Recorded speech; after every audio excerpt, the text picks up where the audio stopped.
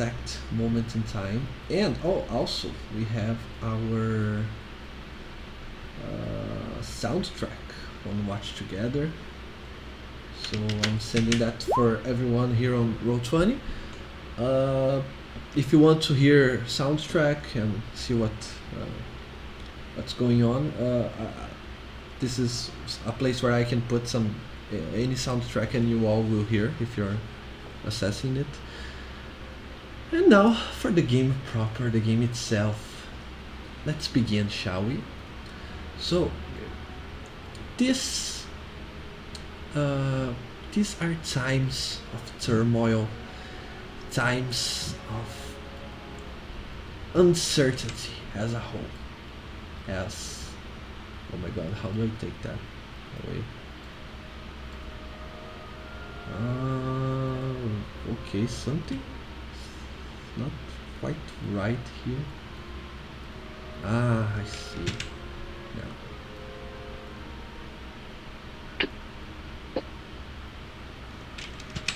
Okay.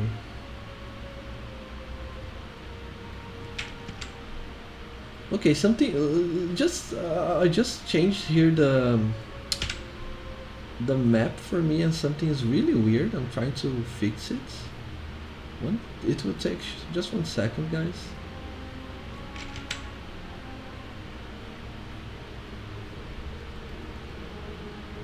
Okay, something really weird happened with the tokens, but it's now all set. Roll20 being Roll20. Nothing new. Okay, so here we are at the world of Yaren, specifically in the region known as Fortuna Bay, where recently you all are aware of the infighting and the challenges the people living here are facing. For the past, if you are at least 20 years old or more, you've already seen in your day-to-day life what these bickerings between the three main forces of the region are bringing to the lives of regular folk. Maybe you have even fought in a battle or even had to defend yourself from the neighboring attacks. But a time of peace, a time of calm, as such as the one you are living in right now, are just the notion, the certainty that at any given point another fight can break and can put you once again in this unfortunate situation. But as of right now, you are enjoying relative peace, and you even have the opportunity to walk around freely, visiting other places and getting to know more of the world at large. One of such chances has appeared to all of you independently.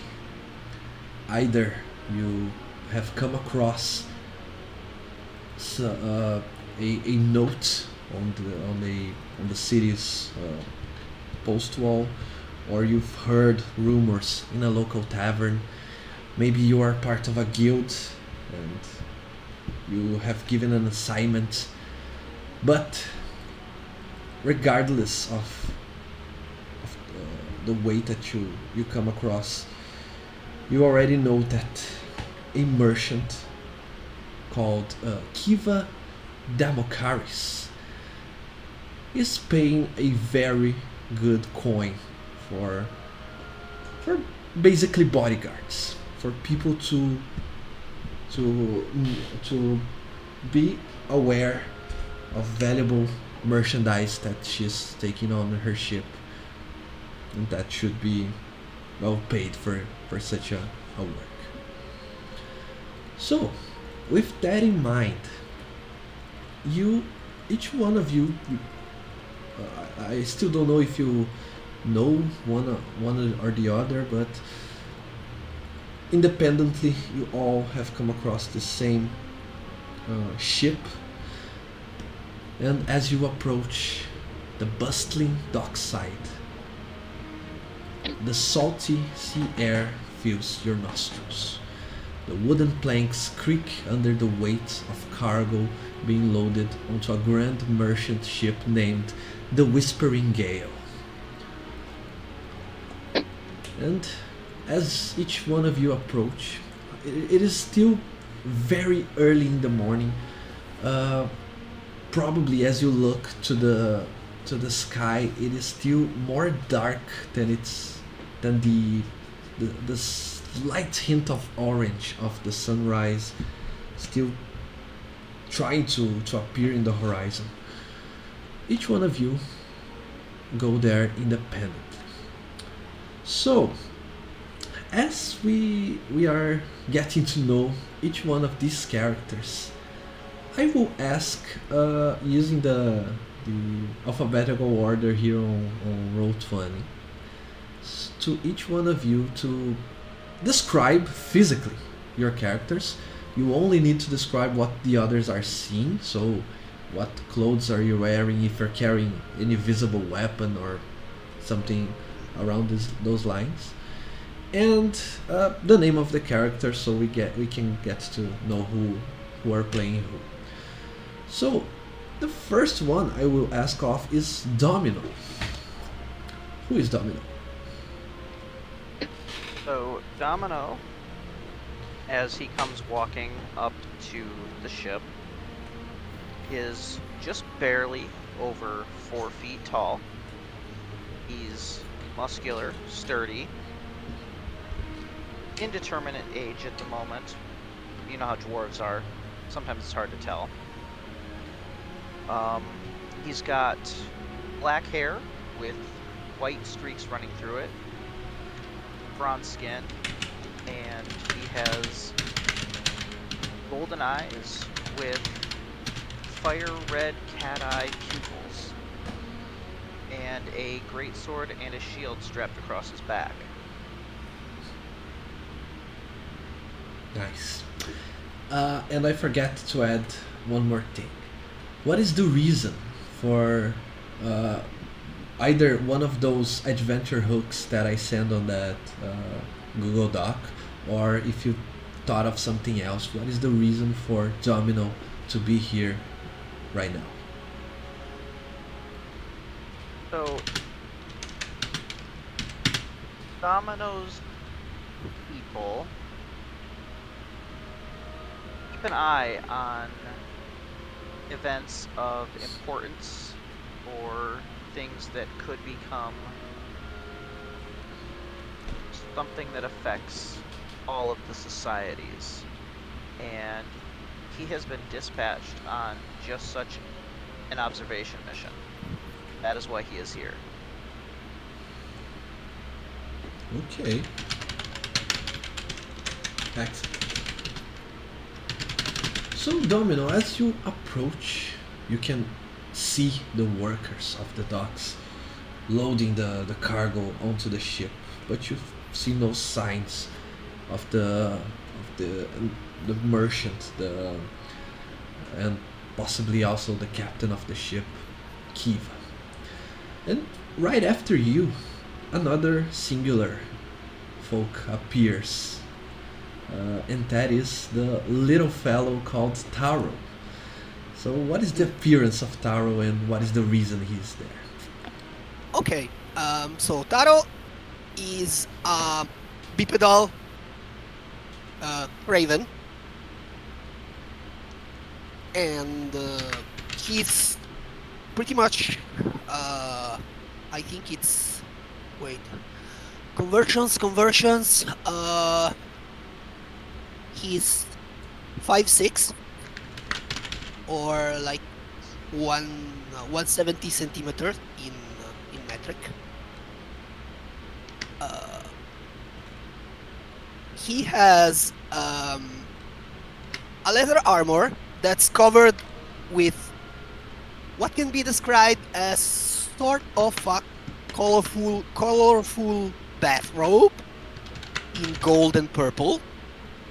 It's a yukata, but I doubt like any of you has seen a garment like that. He has very large pant and bare clothed feet.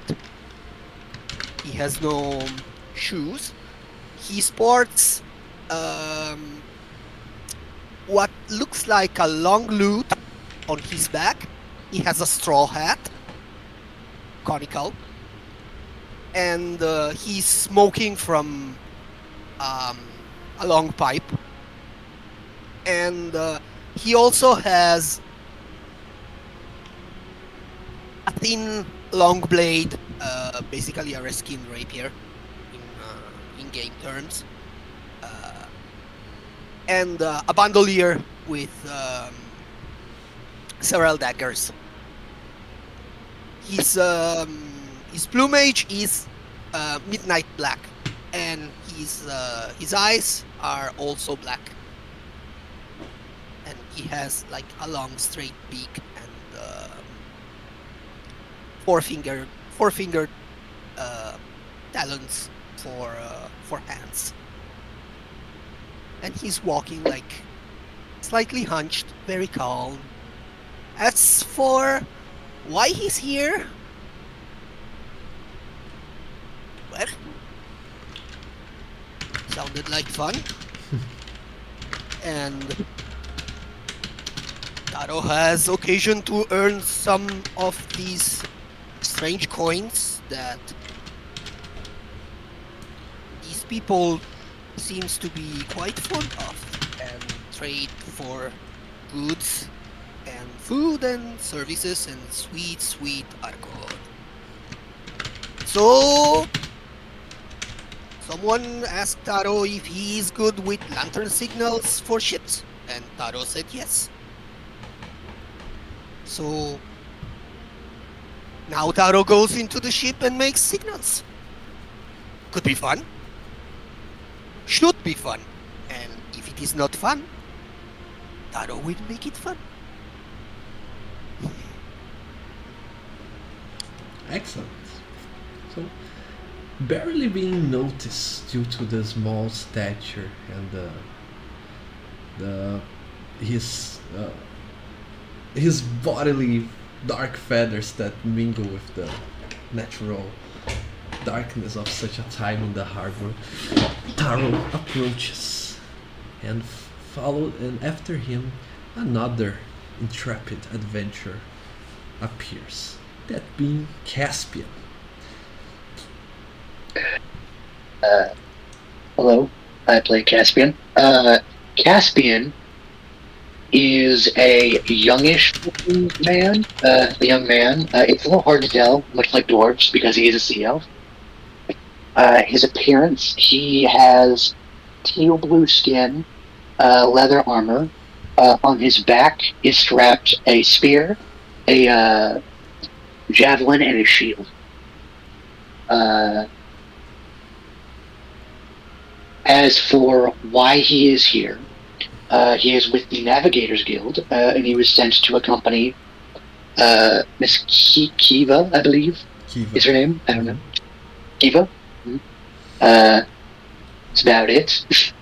He is here as a navigator to help guide the ship. Nice. Okay. So the sea elf, which is a not so rare sight, but only in coastal regions like this one, appears. Also, you are looking for Kiva as everyone else is, but for you should at least have already met her in the past if you're kind of working, not working for her, but as a different approach than the everyone else's. So you can see for sure that she's nowhere to be seen, at least not in this at this time.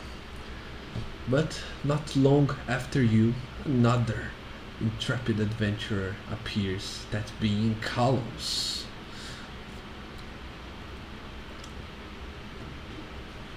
All right. So I play Callus. Callus is as approaches the ship. He's wearing chainmail, has a shield with a big golden phoenix on it. He also has a spear on his back, a long sword at his hip, and javelins on his back as well. He has kind of dark black hair, goldish eyes, and kind of very pale skin. He looks kind of like haggard, like he's been through a bunch, but he is clearly very young, barely out of his teens. He is there because he saw the ad suggesting that people needed to guard this lady's ship. So he is there trying to make money while looking into other things going on in the region. He's human as well. Okay. Excellent. A chance to make a little bit of coin in hard times like this, and you also should note that this uh, this job offer caught your attention because it surely pays more than the average for this line of work. But that being said, as you approach the ship, you see lots of humans, dwarfs, and halflings workers loading the ship, and some of these other different, unusual fellows as well. And last but not least, after Kalos, we have Rydell. That's how you pronounce? Yeah. Well, Rydell is a high elf. He has pointy ears, very long ears, pointing back to his head. His hair is dark, and he has a little bit of beard. He wears light clothes. It's usually not so